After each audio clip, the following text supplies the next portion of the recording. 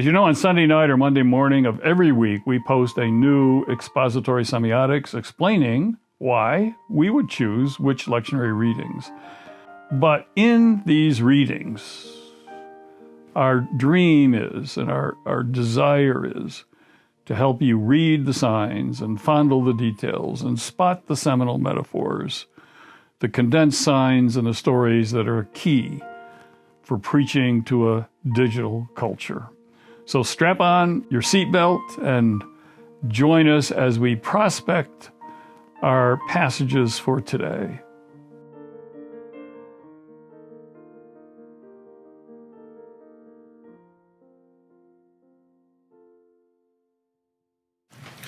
Greetings all. Jesse Caldwell here, and my deepest thanks to Dr. Leonard Sweet for allowing me the privilege of being the guest vlogger for this Sunday, July the 12th, 2020, to share with you some ideas and thoughts about how to handle the passages from the lectionary for this Sunday. As I looked at all four of them, the crimson thread of grace runs all the way through each of the texts.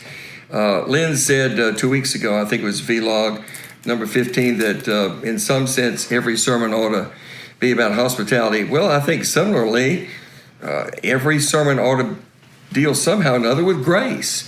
And I really think that is the theme and the focus of all of these texts for this particular week in a totally different way. Let's start with the First Testament text of Genesis chapter 25, verses 19 through 24. This is a story of the struggle between Jacob and Esau, his brother. It starts when they were in the womb and tussling and fighting in the womb, and Rebekah experiencing this, and God tells her that the younger will rule the older, and then we move into how Jacob swindled the birthright from his older brother Esau. And the whole concept of grace here comes in because it was the younger, the weaker brother who God selected to be the vessel through which he would bring true the covenant, that it would be Jacob's descendants that would be God's chosen people, and he was not morally superior either. He was a swindler. He was a cheat, as we find out later. In fact, when they ultimately reconcile later in life, after he swindled the blessing out of him, after swindling the birthright out of him, it's Esau really who's the more gracious, the more magnanimous. But I think what we can focus on here is that there's so many people that society, the cultural traditions of society, lock out from blessings. And what God does is turn the cultural traditions on its head. The whole idea, the progenitor, the oldest son. It was Isaac, not Ishmael, who was selected. It was Jacob and not Esau. It was certainly not Reuben, Jacob's oldest son, who got the blessing. Joseph was the leader, and it was through Judah's line that Christ was born. And so God, through His grace, selects people who are disfavored and looked down on, and second-class citizens, and gives them hope, and that God will redeem and grace them and bless them. I think that's a wonderful way to emphasize God's grace. We move into the Psalm 119, the longest psalm in the Bible. We're focused on 8 verses from 105 to verse 112. And grace is seen here in the psalmist praising God in this hymn for God's grace through the law. We think about God's grace through the gospel and through the love of Jesus Christ and the death and resurrection. But even leading up to that ultimate grace, there was the grace in the covenants. There was the grace in the prophets. There was certainly the grace here in the law. And the psalmist talks about your word is a lamp unto my feet, and and the joy that the psalmist has in obeying and living up to the law of God, the grace of God through the law. Then we come to the gospel text, Matthew 13, verse 1 through 9, and 18 through 23. And this is the tale. This is the parable of the sower of the seed. It's the only time in the 3-year cycle of the lectionary that this text appears. So if you like this, you may want to use it. All kinds of ways to look at it, but I'd like us to look at it through not the seed going on the path where the birds get it, or the thorns choke it, or the rocky soil that's too shallow to take root, but the seed on the good soil that flourishes an incredible yield, this luscious harvest, 30-fold, 60-fold, 100-fold. Scholars tell us that a typical harvest in biblical times was 7 to 10%. This was 30, 60, 100-fold. The grace of God in bringing forth incredible fruit from something that you didn't even expect. You didn't know where the seed was going to land, and what God can do with what you invest is up to God. God calls us to be faithful, and God will take care of the harvest. And it's a great text. Maybe one way to do it is to talk about Johnny Appleseed. Maybe some of you all, I know you could even put a pot on your head and as a hat and say, "Who am I?" John Chapman, the Johnny Appleseed. And we think about when he planted those seeds and scattered those seeds. One seed may yield hundreds of apples in its lifetime, thousands of seeds, and the grace of God in bringing forth fruit and harvest and good from what we invest is an approach there. I want to focus most of our time on the epistle text, Romans chapter 8, verses 1 through 11. And here Paul is talking about the life that we lead and the duality between the life of flesh and the life of the spirit, and how with Christ in us we can live life in the spirit and be liberated and have a spirit-filled life. But how do we do that? If you I want to read just a couple of verses. Chapter 5, verse 5 of chapter 8. Those who live according to the sinful nature have their minds set on what that nature desires. But those who live in accordance with the Spirit have their minds set on what the Spirit desires. Moving on, verse 9. You, however, are controlled not by the sinful nature, but by the Spirit. The Spirit of God lives in you. If anyone does not have the Spirit of Christ, he does not belong to Christ. But if Christ is in you, your body is dead because of sin, yet your spirit is alive because of righteousness. And if the Spirit of him who raised Jesus from the dead is living in you, he who raised Christ from the dead will also give life to your mortal bodies through his Spirit who lives in you. So how do we do this? Paul says, live in the Spirit. How do we do it? I think a good way to explain this is we do it through the fruit of that Spirit. The Spirit is controlling our lives. We do it through the fruit of the Spirit. We know about the fruit of the Spirit from Galatians chapter 5. But the fruit of the Spirit is love, joy, peace, patience, kindness, goodness, faithfulness, gentleness, and self-control. This is the very nature of Christ. These are the very attributes and characteristics of Christ, who's living in us and allows us to have the fruit, the byproducts, the virtues of the Spirit that's living in us. I think a wonderful metaphor to illustrate this, to explain it, to symbolize it, is in the realm of golf. The golf ball is our life. And the course is the world that we live our life in. And the fruit of the Spirit is the bag of clubs that the Spirit equips us with to play the ball, to play our life. I'm not a good golfer at all. I hadn't played golf in a long time. My daddy was good. My sons are good. I was terrible.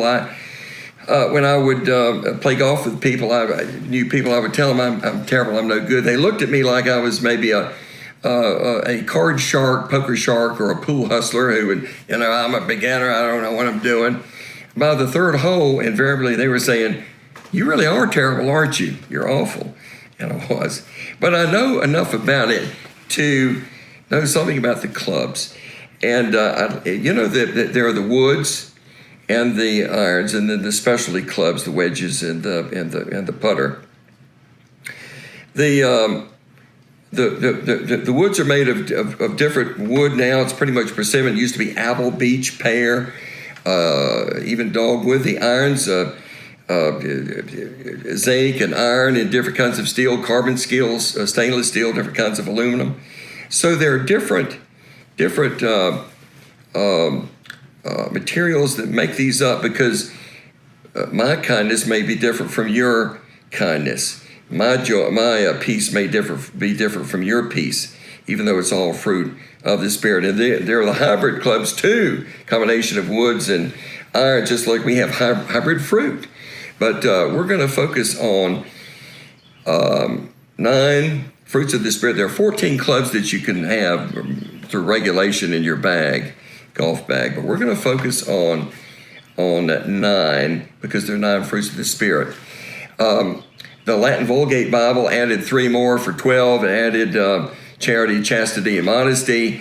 Verse 23 of chapter 8 talks about later the first fruits of the Spirit. Whole discussion about what that could mean. If there are others, Augustine in his commentary on Galatians seemed to argue that, what Paul is talking about is not so much limiting the number, but wanting us to focus on the fact that we need to avail ourselves for the fruit of the Spirit. But in any event, we're going with the 9 that the Greek text has given us. And now, remember, this is the fruit of the Spirit. These are not spiritual gifts that we hear about in 1 Corinthians 12 and Romans 12. This is not good works, kindness and gentleness. These are fruits of the Spirit. They're not good works that we hear about in James. These are not human morals. These are the byproducts and the fruit that's blossomed from the Spirit. And notice it's fruit. It's not the fruits of the Spirit. It's singular fruit. An example might be, here's the golf bag, and each club in there is a different fruit, maybe a different species, sort of like, here's a bunch of bananas. It's a bunch of bananas, like the golf bag, but each banana is a little different. Some are longer, some have more yellow in them, some have got some brown specks, maybe even a bunch of grapes. They're on the cluster. Some are sweeter than others, some have more seeds than others, some are longer than others. Maybe another way to look at it is a variety of apples. It's the same fruit, an apple, but here we have a Granny Smith, here we have a Red Delicious, here we have a Golden Delicious, here we have a Macintosh.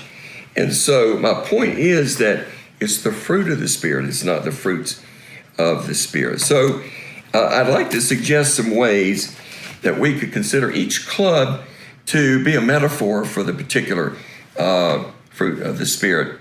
The driver, well, I think that's love. The driver is the one wood, numero uno. It's the first club that you play with. It's the first club that you hit. I don't think any of us could argue with the fact that love has got to be the most important fruit of the Spirit. Remember, Paul tells us, 1 Corinthians 13, that if we don't have love, none of these other things that we do matter. And so love, and the driver hits the farthest distance down the course. And love has got to go the distance. It's got to go the whole way. And so it seems to me the driver represents that. Then there are different woods. The 3 wood, it would seem to me, would be the club for long-suffering or patience. You need a long shot. A wood will do that. And so I think that is, I think that's a good way to do it. It goes the distance. It will go, the long-suffering patience needs to go the distance of your trial, of your tribulation, and it gives you the length that you need. Then we get into the irons, and I'm going to focus on, there are 9 irons. I'm going to focus on the 1 iron, the 3 iron, the 5 iron, the 7 iron, and the 9 iron, representing 5 of the fruit of the Spirit. And these are ones that I've suggested. You can play with them or adjust it, use it how you want to.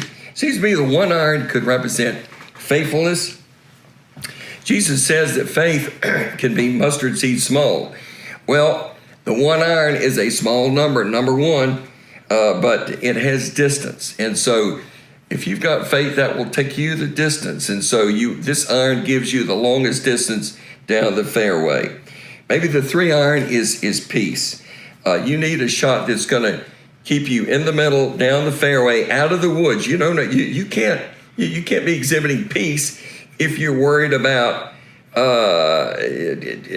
being in the woods and your vision blocked by trees and you're watching out for snakes and poison ivy. You need to stay in the fairway, and the 3 iron can help you that. 5 iron, what about kindness? That is a ball that will give you a club that gives you a straight shot with distance and down the fairway. 7 iron, how about goodness? That is the blade of the 7 iron is an iron that would give you greater height than any of the others, the way the blade is angled. And it is a high virtue, a high virtue of goodness. You take the high road, zeal for righteousness and truth. I would think the 9 iron would be representing joy, because that gives you the highest loft or flight of any of the irons, as the ball representing joy soars through the air, dancing with the wind of the Spirit, and giving you the view of the birds of the air. And it seems to me that is a lofty and a beautiful shot with the 9 iron representing joy. The last 2, the wedges, the different wedges, the sand wedge, pitching wedge, the lob wedge, the gap wedge, whatever wedge you use, it seems to me illustrates self-control. When you use your web, you are in trouble. If you don't exercise self-control in trouble, you're going to make it worse. You're going to take the bait. You're going to lose your temper. You're going to give into emotion. And so with the shot, it's a high shot. You take the high road. That's what the wedge does, is get you out of that sand trap, get you out of that bunker, get you out of the line of the lake or the creek there. And then finally, the putter is representing gentleness, the fruit of the Spirit of gentleness. Short, gentle, smooth strokes that whisper the ball. Can't hit it too hard or it overshoots the cup. Hit it too short and you have a heartbreaking shot. It doesn't go in the ball, it doesn't go in the cup, but you hit it just right. A gentle shot.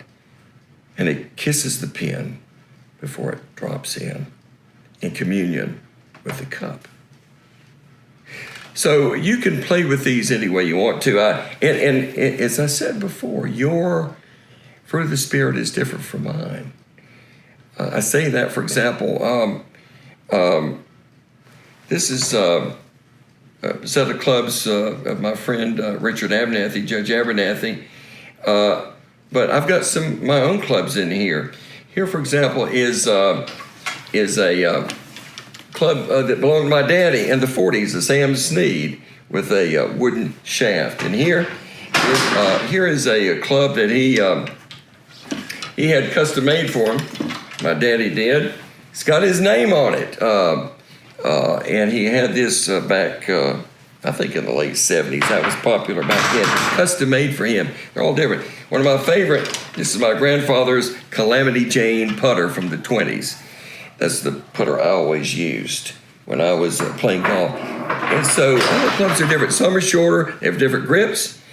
Some are left-handed, some are right-handed, different size. You got child's clubs, you got adult clubs. But the point is that they symbolize and represent the fruit of the Spirit that help us play the ball. Lynn talked about that last week. Playing a life, help us play the ball as we play the course of life. And so I want you to have some fun with this if you decide to go this route. And I thank you so much for joining me today. I hope to see you again. And thanks be to God. Semiotics is the art of angling, of turning things askew, upside down, inside out, cattywampus, sunny side up, over easy, scrambled, hard-boiled. We hope you enjoyed today's journey, but always remember, it's more important you prepare the preacher than you prepare the sermon.